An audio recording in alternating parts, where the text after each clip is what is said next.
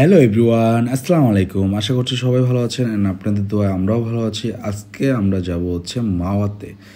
আমাদের এক বড় ভাই বিদেশ থেকে আসে প্রায় 12 বছর পর। তো তার ইচ্ছা হয়েছে মাওয়া ঘাটে যাবে। তো মাওয়া ঘাটে যেয়ে আমরা কি কি করব সেটা আপনাদের মাঝে শেয়ার করব। তো আমরা ফার্স্ট অফ অল মাওয়া রোডে চলে আসি।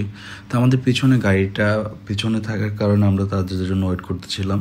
তো এরই মাঝে তারা চলে আসছে। আর ঘাটে যাওয়ার আগে চার দোকানে বসে চাটা খাচ্ছিলাম, কেননা অনেকক্ষণ যাবৎ বাইক চালাচ্ছি, সেই জন্য চাটা খেয়ে এখন আমরা মাওয়ার একবারে মেন জায়গাটাতে চলে আসছি।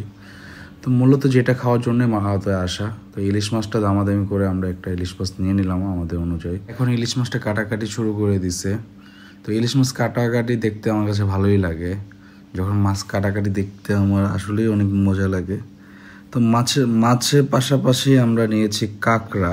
কাঁকড়া মূলত আমি খাই না, আমার যে বড় ভাই বিদেশ থেকে আসে সে মূলত কাঁকড়া খায়, সে লাইক করে।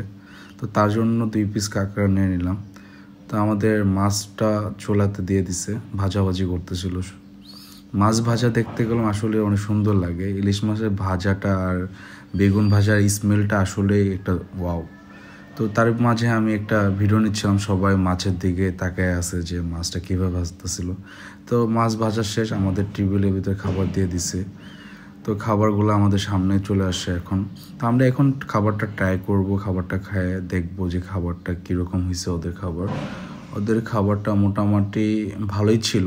ওদের খাবারটা মোটামুটি ভালোই ছিল, আগেবারও খেয়েছি আমরা, কিন্তু আজকে খাবারটা আসলে ভালো ছিল। ওদের ভাজাটাও পারফেক্ট ছিল। তো খাওয়া দাওয়া শেষে আমরা চলে আসি মাওয়ার ব্রিজে ওঠার জন্য। শখ করছে ব্রিজে উঠবে, সেই জন্যই ব্রিজে আসা। তো আজকের মতো ভিডিওটা এতটুকুই। যারা আমাদের ভিডিও দেখেন অবশ্যই সাবস্ক্রাইব করবেন, সাপোর্ট করবেন।